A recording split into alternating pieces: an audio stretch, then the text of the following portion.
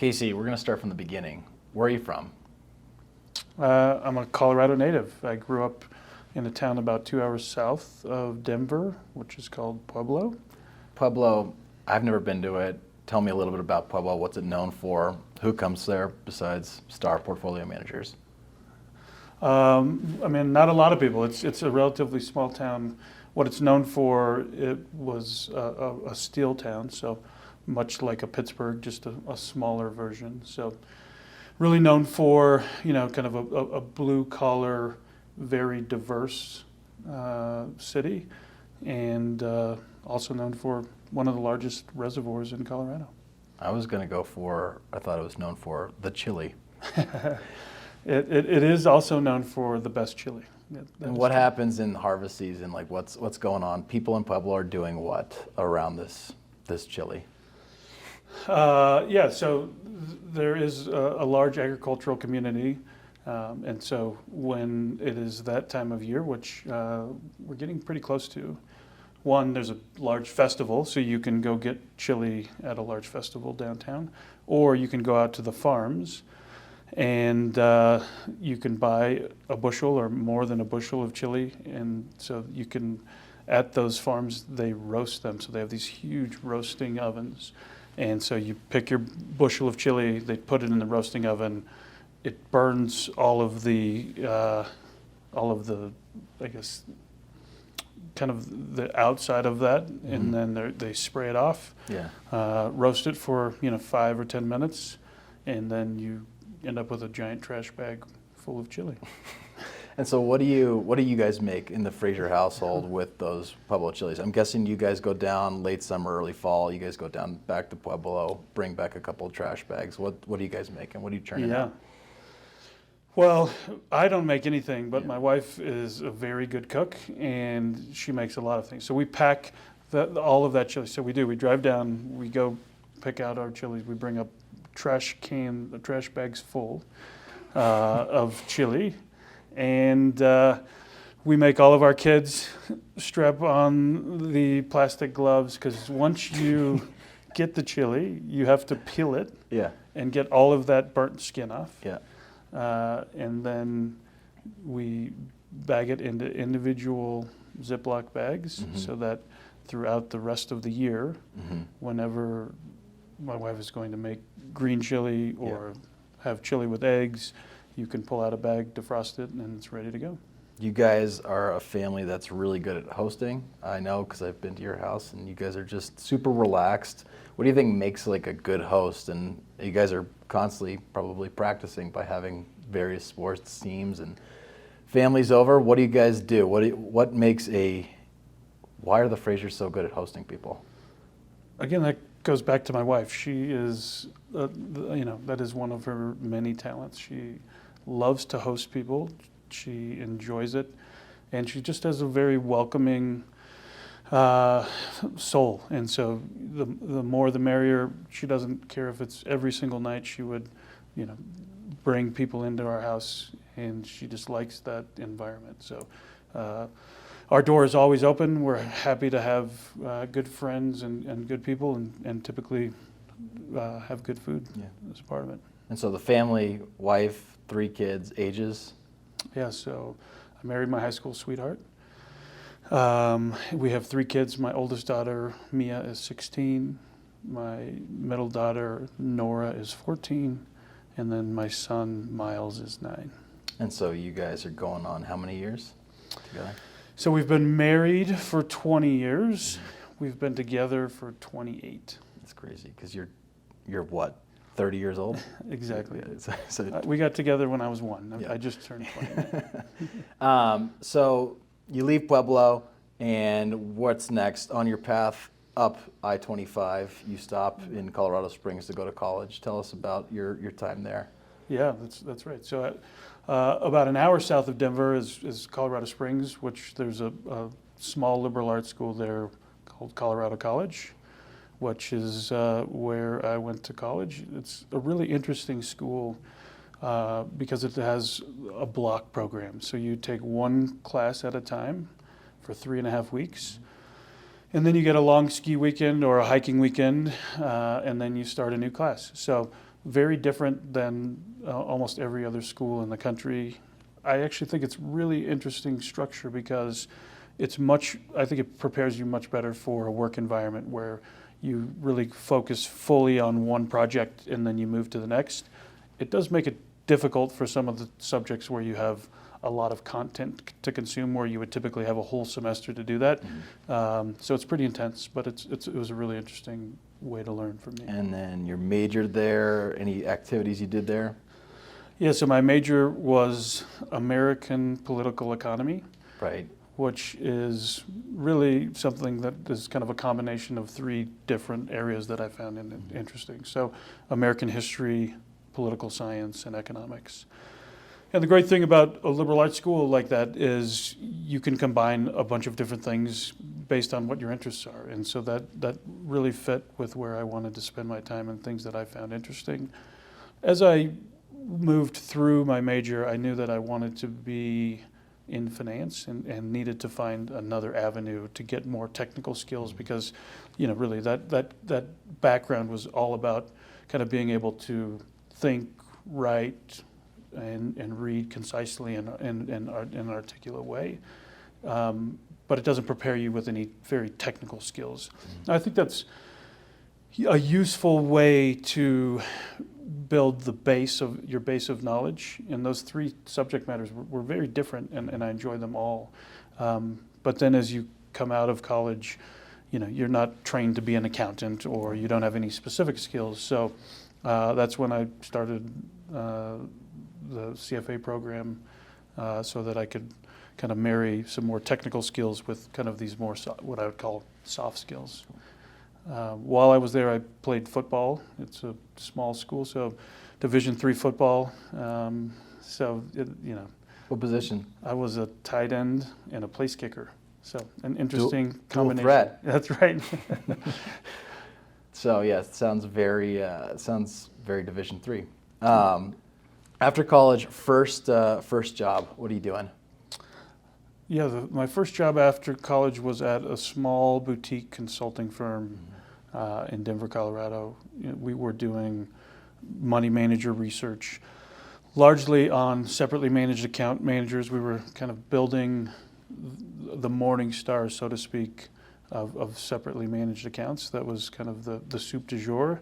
Had some technology interface. This was early in the 2000s, and we thought we were more of a .com than we actually were. We were really a research and content company.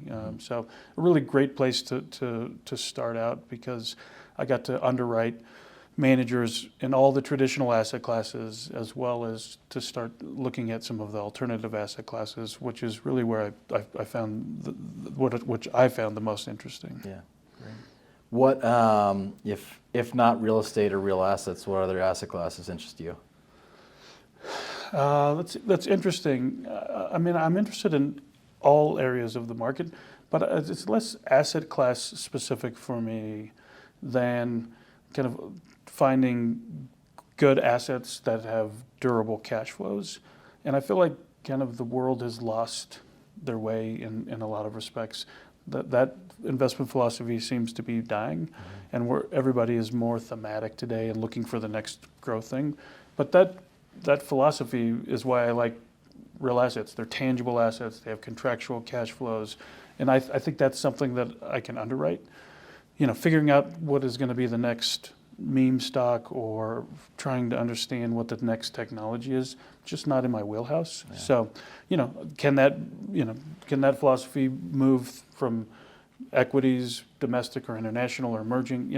I just don't try to time those asset classes in any way, shape, or form. So it's really about simple businesses that I can understand. Got it. And when did you run into Bill and Mark, your two co-founders?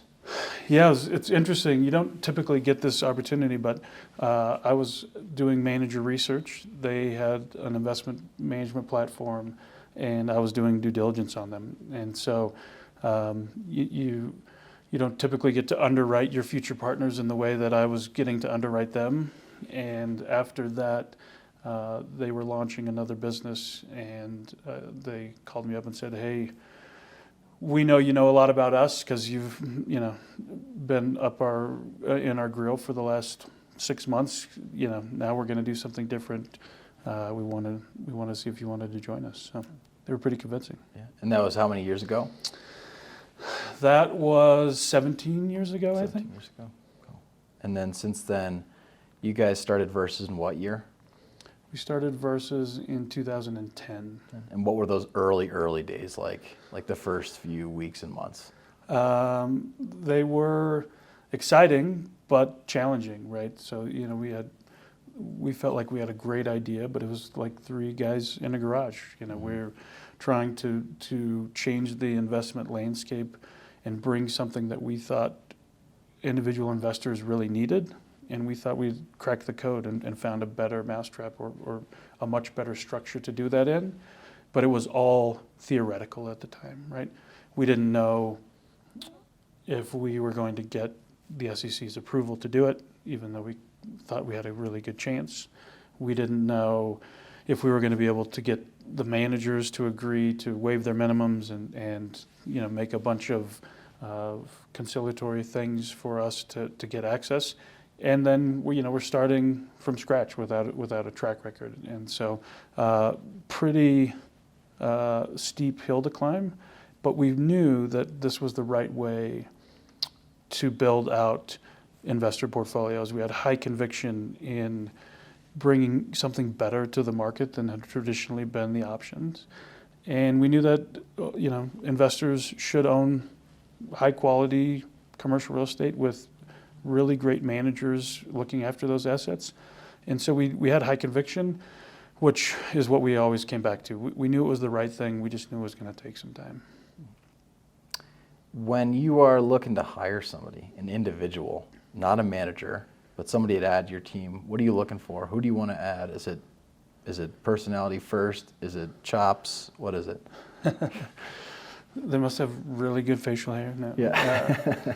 The thing that I think is the most important for me, and that is that curiosity. So, of course, you want someone that has a compatible personality, but again, it's hard to tell in an interview, right? We all put on our best jacket, and is this really who you are? It's hard to know that. Could be our newest jacket, like you're wearing today. That's right. This is my newest jacket. But I think for people in research specifically, having that curiosity, because we invest in things that are different than what a lot of people are used to. So I'm not typically finding someone who has a skill set that is already in place. So they're going to have to learn them. And the biggest thing to understanding the types of things that we invest in is just having that curiosity and being willing to dig in. Switching gears completely, your favorite city in the United States to visit, and what is a typical weekend there like? Nashville, Tennessee, and a typical weekend there is, listening to great music, eating great food, and spending time with great friends. Are you like a cool Nashville guy? Do you go to like the east side or like unrepresented parts of the city with like cool hipster restaurants, or do you like going to Broadway?